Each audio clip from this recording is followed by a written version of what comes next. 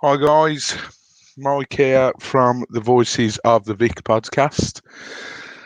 Um, where to start really? Not the best game I've ever watched. Really lacklustrous. I'm really not sure what the difference, like what is so big a thing from playing away from home to playing now. From playing away from home to playing away. I really don't understand what bigger difference this makes, to be honest. It's really frustrating.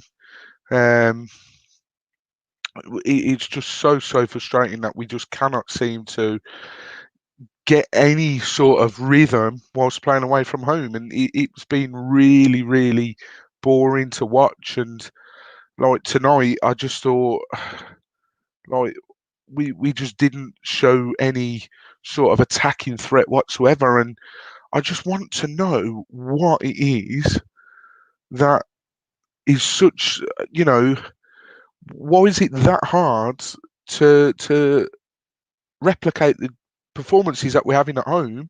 Why is it so hard to do that away? It really is frustrating. We've had a comment here from Bray Plays 7. Nothing less than disgusting from Chalobah. Two straight red card challenges. Do you know what, mate? I completely agree. I thought, listen, I've and firstly as well, I should probably mention my co-host Ben unfortunately can't join me tonight um, for parenting reasons, but I was sort of had a little bit of a dig at him like over the few sort of podcast by saying I think you're being a bit harsh on Chalobah, but I think tonight I think Chalobah was poor. Bray plays 7. He says here as well. Um, why wasn't Chalobah sent off? He should have been sent off. The referees played advantage there. The referees bottled it. And just to let you know as well, if the ref hadn't sent off Chalobah, that would have been the fourth time in 7 games of refereeing us that referee has sent off a Watford player. So yeah, he likes to show a red card or two against for Watford. But I just thought that guys, let me know in the comments, please, because I don't know whether it was just me watching tonight and like with myself living in Nottingham, maybe I'm expecting too much. I don't know, and maybe I'm trying to get one over the my mates, but I just thought it was horrendous, and it just wasn't good enough whatsoever. And I just don't get how we. And for anyone that's in this live stream at the moment, like if you have you say in the comments section, how how can we go from playing so well at home and just not turning up away? Like, there's got to be a bigger reason. There's got to be a bigger picture, and to think as well that soon we'll be playing away games where there's only home fans. So if we're this poor away and we've got no like we're not in front of our fans, what's it going to be like when it's just a stadium packed with home fans? It's going to be really poor. Bray plays 7. I'm a Forest fan, and we played absolutely incredible. Probably could have won. To be honest, mate, I think you should have won. Like I've just said, you know what? I live in Nottingham, and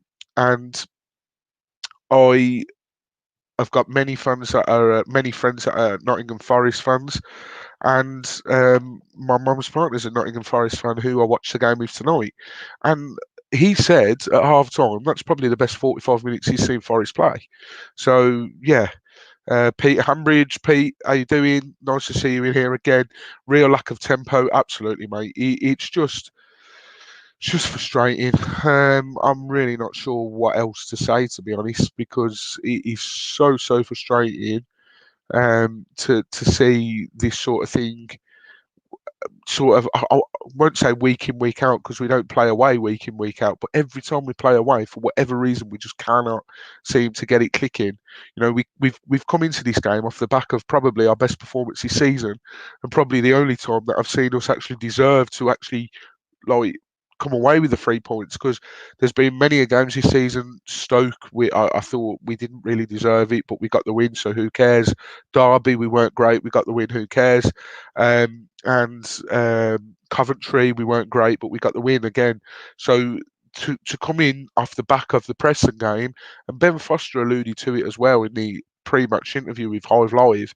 He said, the Preston game is a benchmark for the performance tonight, and I think that's just totally gone out the window, and it's just not good enough. It really, really isn't. Bray plays. We had one of our player, Joe Worrell, who was off on injury for ages. He's come back as captain. That's absolutely bossed it again. Joe Worrell had a solid game tonight. He was up against Troy Deeney, who's in inspired form at the moment as well. So he's had a really, really good game. So yeah, no, it's really, really frustrating, and it's one of these things. Unfortunately, it, it wasn't to be tonight for Watford, but it goes back to the old cliche of win your home games, draw your away games, and you should be able to be. You'll be up there at the end of the season. Um, whether I want to go through a whole season of playing like that away and just draw in, definitely not. Um, Bryce also said, anyone notice how Troy Deeney's shirt got ripped? Yeah, SARS got ripped earlier in the season as well. They're not the best material for that, I don't think so. I don't think it was with excessive force that sort of that happened. Um, Peter Hambridge, hopefully Cleverly's back for Saturday. I hope so, mate, because I think we lacked his energy tonight. I think Chalobah, really, really poor game. Sorry to say, I've defended him for too much now, for too long, I should say. Really, really poor game. And do you know what? Do you know the worst thing is? I'm really struggling now just to put everything in words. It's so hard to come onto a live stream after a game where we've played that crap, to be quite honest. I know we've not lost, so listen, it could be a lot worse. I could be sitting here now having to dissect the defeat, but we've drawn, but it might as well have been a defeat for all I care, because we just didn't show any attacking prowess whatsoever. You can tell that, um, you know, Troy's still getting back into it. I didn't think he had the worst of games tonight. Um, but it's just so hard to sit here and dissect a performance like that. Um, we're going into a game on Saturday now at home. Yes, we're at home and we got the best record, best home record in the division. One of the best home records in the league, in the entire country as well. And we're going in against the Cardiff side that have won, I think, 3 on the bounce. So, it's going to be no easy pickings on Saturday for no mean feat whatsoever. Um, so it's going to be an even tougher game on Saturday. But I just think, no disrespect to Forest, and I know obviously we've got a lad in here who is a Forest fan, and I mean this with no disrespect to Forest, but for a team that's 21st, we've got to be putting them away. We have to, and I don't think there was a chance tonight where I thought that should have been in. I don't actually think we created a clear-cut chance tonight. Simple as. Peter Humridge and Gaki looked tired, and Gaki didn't look at the races tonight. I was watching it with my brother, and at one stage my brother said, "Get Navarro on." I probably wouldn't agree with that, but yeah, he didn't look at the races, and I assume that it is Ken Sema, who is one of the players that has got COVID, hence why he's not playing recently. But yeah, it's just it's not good enough. Um, he was very lucky to time his tackle well in the second half, because he could have easily given away a penalty on Joe Lolly. But yeah, I think the substitutions were too late as well. We only made 2 again. I mean, to be fair, I know we only made 2, but am I that bothered about it? Probably not, because there wasn't really any other substitutions we could have made. I probably would have brought Cleverly on. Paritza I would have brought on. So yeah, um, yeah, it's a really really tough game to sort of analyse, to be honest. But yeah, I think that's probably about it for tonight, ladies and gents. I know it's only been 10 minutes. Hopefully you watch these back and you drop a like on the video, drop a comment on the video. Make sure you subscribe.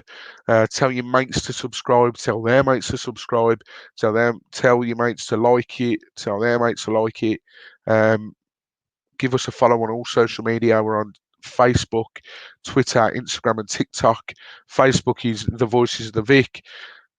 Twitter and Instagram is at Voices of the Vic, and then TikTok is at Voices of the Vic as well. So make sure you drop us a follow on each and every single one of them, and let your mates know as well. And listen to our latest episodes. Myself and Ben will be back on Sunday, where we've got a special guest joining us. Um, massive thanks there. Bray Plays 7. I would imagine that you've come off the back of Mr. Dawes' channel that I spoke to him yesterday. So if you have, thank you very much. Thanks for the sub. Really do appreciate it. Tell your mates as well. That'd be absolutely brilliant. Peter Hambridge, you're in here all the time, buddy. Thank you very much for the continued support. Really means a lot, matey.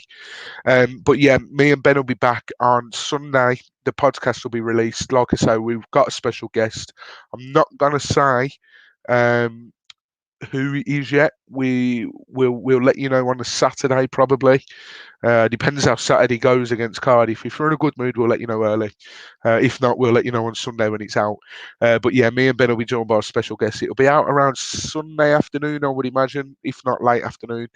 And yes, hopefully we'll be talking about a 3 points picked up against Cardiff City, and then we'll be reviewing the Rotherham United game, and hopefully be able to get a Rotherham United fan on the podcast as well.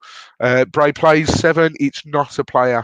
We've had our 2-player interviews in the international break, so that's as much as that goes. It's somebody that's connected with the club, so that's as much as I can say for those that watch this back and are watching now. But really appreciate you guys joining. We didn't have many join tonight, but hopefully loads and loads of people will rewatch this back. Appreciate I've not been great tonight, but that's what happens when your team plays absolute garbage away from home on a Wednesday night in the East Midlands. And yeah, hopefully it'll be a much more delightful discussion about the next game when I return with Ben and said special guest on Sunday for you guys to hear. Make sure, like I say, you subscribe, you leave a comment, you leave a like on the video as well. And yes, thank you very much for joining us. And we'll be back next time. We'll be back next Wednesday on YouTube Live to talk about the Rotherham United game. And we'll then look ahead to Birmingham City, which is where I am from. And yeah, thanks very much for joining, guys. Enjoy the rest of your evening. Enjoy the rest of your week. Hope you're staying safe. And lucky you if you've got a ticket for the game on Saturday. So stay safe, keep safe. Come on, you horns. Take care, guys.